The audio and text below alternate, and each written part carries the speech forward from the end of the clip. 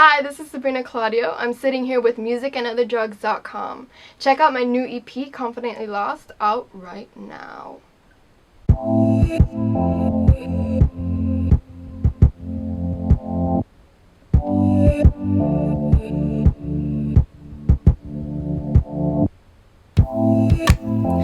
This mess of emotions got his body questioning. The music industry. In terms of music, I feel like there's nothing really missing. There's so many different artists out there that have so much to bring. I feel like there's a lot of room to grow, but there's nothing missing. But I do feel like the people in the music industry are missing, it's kind of missing like that aspect of being open-minded and the willingness to take risks. I know that from my experience, um, becoming an independent artist is probably the best way to go when it comes to wanting to do what you want to do and not having to follow what everybody else is saying, because I've worked with so many people who listen to my ideas or my actual music and they're like, that's cool, but it's not a hit. You know what I mean? Like a hit.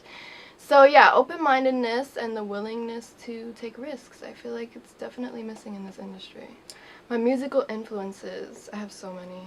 I grew up listening to a lot of old school R&B, the old school Alicia Keys, old school Usher, Beyonce, Mariah Carey. And as I've grown older and I've been growing as an artist and just as a human, I've dove into a lot of jazz and a lot of bossa nova. I love Esperanza Spalding, Gretchen Parlato. I love Hiatus Coyote. Crazy. And then they're just, I feel like I get influenced just by different things. It depends on the artist. It could be melodies, a certain melody that a specific artist does, their lyrics, their choice of sounds in their song. You know what I mean? It's just, it kind of varies.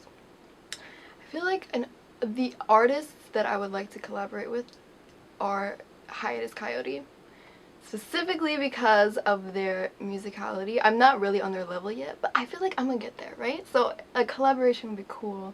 Naipalm is sick, her voice is amazing, her style, her abilities are sick. So there's not really a specific song, but in terms of like artists and a band, I would die probably if I met them, worked with them. Sick.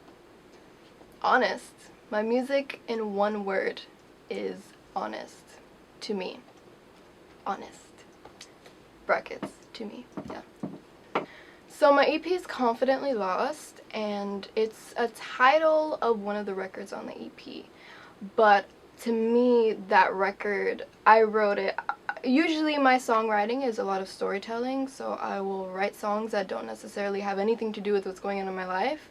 But this record specifically, Confidently Lost, it's basically, it just describes how I've felt and how I've overcome every obstacle throughout this journey that I've been through. And it's kind of, it just describes my determination, and being lost is not always a bad thing. And I feel like being lost, when you find what you're looking for, is such a satisfying feeling. So I just want to encourage people to not be so scared to be lost. So Confidently Lost, I feel like it kind of describes it perfectly.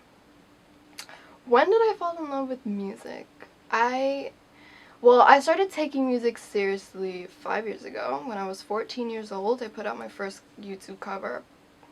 And of course I love singing, but I think I fell in love with singing when I started writing my own music and creating my own music, because it kind of felt like my singing had some sort of a purpose. Some people sing for church, or some people sing on Broadway, and that's their purpose. And I feel like I finally found my purpose when I started to create the music that I love. Not what people tell me to create. When I started creating the music that I love is when I fell in love with singing.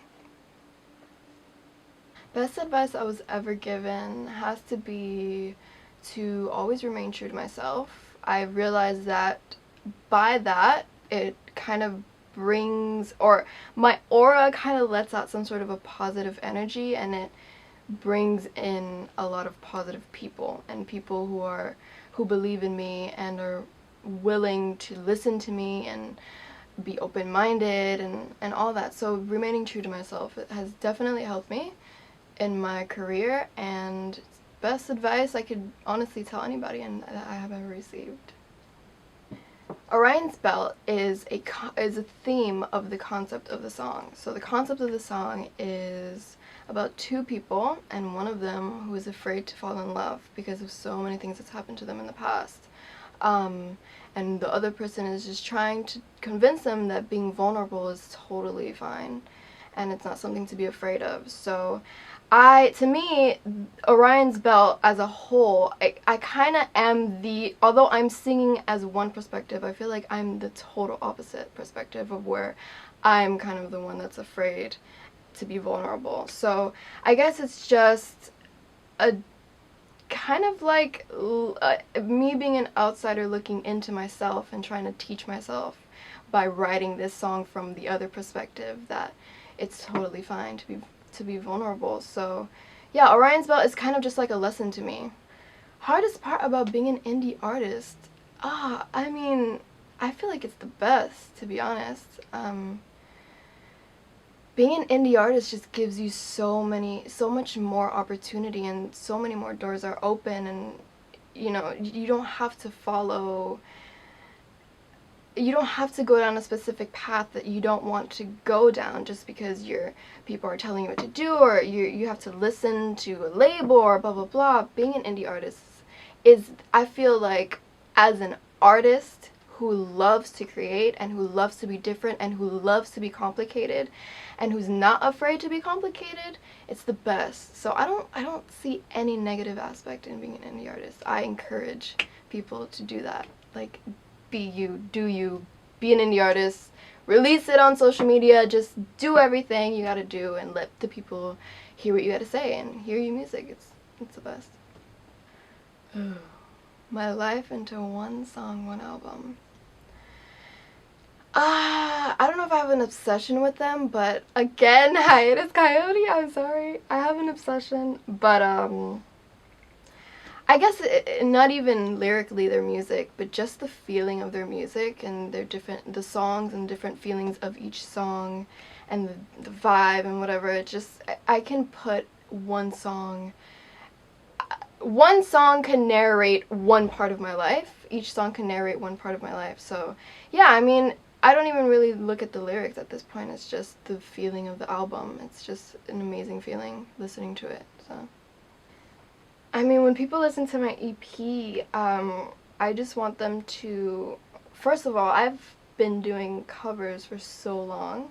I feel like a lot of people have been waiting and wanting to hear some original music. So I feel like once my EP is released, I just want people to understand the type of artist that I am and the person that I am.